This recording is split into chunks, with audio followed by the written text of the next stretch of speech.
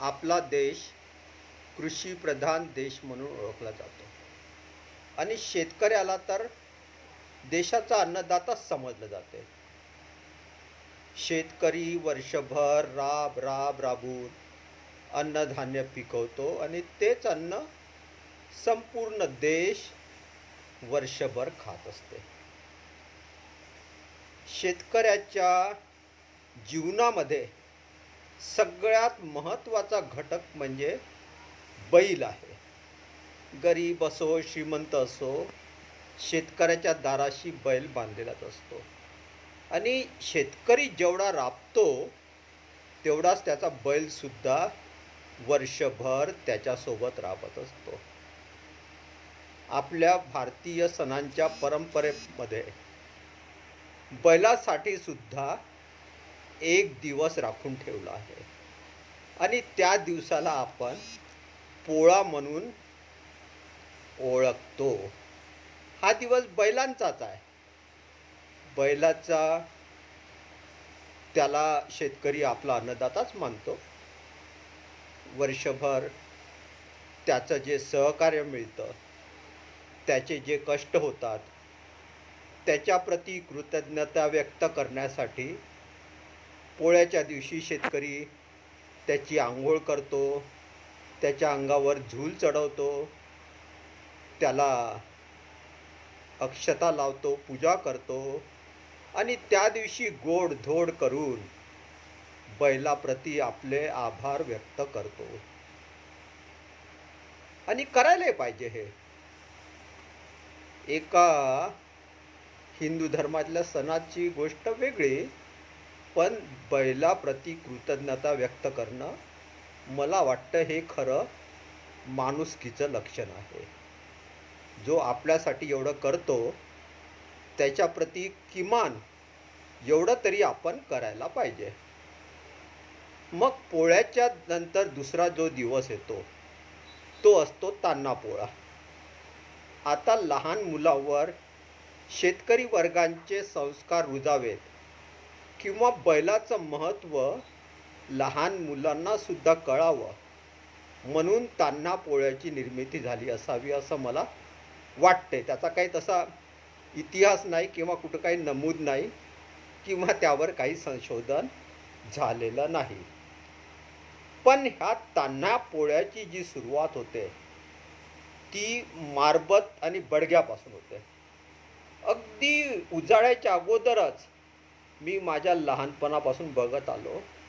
रस्त्यावर पळसाचे पानं घेऊन लोकांचे जथ्थेच्या जथ्थे गावाच्या बाहेर जातात आणि ओरडतात, जायगे मारबत, जायगे मारबत. इडा पिडा ढेकून मुंगसा रोगराई घेऊन जायगे मारबत. इथपर्यंत ठीक आहे. पण मग त्या मारबतीला अगदी कमरे खालच्या घाणेरड्या शिव्या देण्यात येतात. आणि ही मारबत म्हणजे कोण? मारबत म्हणजे एक स्त्री, विद्रूप, अकराळ विक्राळ दिसणारी राक्षसीन अशी ही स्त्री. आणि त्या स्त्रीला मारत झोडत गावाच्या बाहेर नेलं जातं. शिवीगाळ. आता ह्या शिव्या इतक्या घाणेरड्या आहेत की त्याचं उच्चारण इथे शक्यही नाही.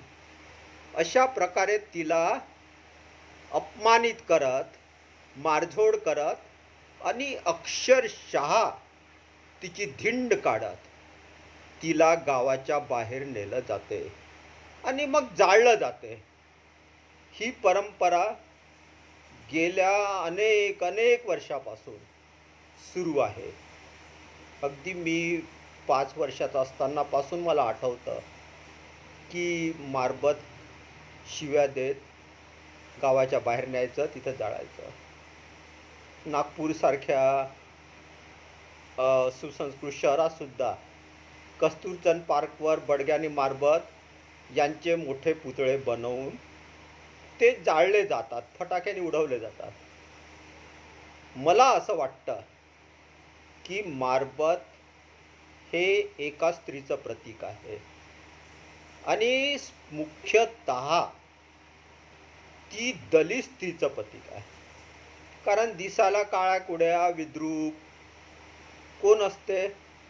सवर्णांच्या बाया तर सुखवस्तू वाढलेल्या असतात, त्या आता दिसायला गोऱ्या गोमट्या सुंदर असतात. जी दिसायला विद्रूप काळी आणि कुरूप असते ती मुख्यतः दलित स्त्री असते, किंवा असं मानलं जाते. कारण तिचं आयुष्यच प्रतिकूल परिस्थितीत घडलेलं असतं. पोटा पाण्याची खळगी भरण्याकरता तिला काबाळ कष्ट सहन करावं लागतात. सामाजिक व्यवस्थेपायी तिला पदोपदी अपमान अवमान मिळतो. तिचा तिरस्कार केला जातो. तिचं हेटाळणी केली जाते. तिला ठेचायचा किंवा तिचा आत्मसन्मान दाबण्याचा एकही प्रयत्न असा सोडला जात नाही. आणि कसं तरी जीवनाशी संघर्ष करून ती समोर जात असते. अशा वेळी ती गोरी गोमटी किंवा सुंदर दिसणार नाही, तर विद्रूपच दिसेल. आणि मला असं वाटते की ह्या परंपरेत सुद्धा दलित स्त्रीचा अपमान करण्याची सुप्त भावना, मी पुन्हा एकदा उच्चारण करतो की दलित स्त्रीचा अपमान अवमान आणि तिरस्कार करण्याची सुप्त भावना ह्या मारबतीच्या संकल्पनेमध्ये आहे. कोणतीही स्त्री कशीही असली तरी तिची धिंड काढणं हे कदापि आणि कदापिही योग्य नाही, हे माझं ठाम मत आहे. मागे मोदीजी म्हणाले होते, कई सालों के बाद मैंने शूरपंखा जैसी भयंकर हसी सुनी है. त्यांनी सुद्धा, आमच्या एका पंतप्रधानाने सुद्धा शूरपंखा नावाच्या एका स्त्रीचा अपमान केला हे त्यांना कधी जाणवलंच नाही. कारण ते ज्या संस्कारात वाढले आहेत त्या संस्कारात स्त्रीचा नेहमी अपमानच होत गेला. कोण होती शूरपंखा? पुरातन काळातील एक असुर म्हणजे ज्याला राक्षस समजायचे. आता जर इतिहासाचे पानं उलगडली तर राक्षस असुर हे सगळे द्रविडी संस्कृतीचे प्रतीक आहेत आणि त्यांचा थेट संबंध दलित समाजाशी आहे. आणि शूरपंखाचा दोष काय? तर तिला लक्ष्मण आवडला होता आणि तिने त्याच्याविषयी आपलं प्रेम व्यक्त केलं होतं. त्याला कदाचित लग्नाची गळे घातली होती आणि रामाच्या सल्ल्यानुसार लक्ष्मणाने काय केलं, ती जेव्हा आपलं प्रेम व्यक्त करायला आली तेव्हा त्याने तिचे नाक आणि कान कापून तिचा उपमर्द केला. तिच्या प्रेमाचं उत्तर अशा प्रकारे तिरस्काराने केलं आणि जणू तिला इशाराच दिला की एका उच्च कुलीन माणसाप्रती प्रेम व्यक्त करणं हा तुझा अधिकार नाही. तू आपली मर्यादा ओळखून राहा. तू एका उच्च कुलीन माणसाची अर्धांगिनी बनायचं स्वप्न पाहू नको. मला वाटते हा संदेशच लक्ष्मणाने त्यावेळी दिला आणि त्याचं सगळ्यांनी स्वागत केलं. जेव्हा कधी पुराणामध्ये शूरपंखा मारबत असे उल्लेख येतात तेव्हा लोक अगदी गौरवाने टाळ्या वाजवतात आणि त्याचं समर्थन करतात, त्या संकल्पनेचा पुरस्कार करतात. पण मला हे योग्य वाटत नाही.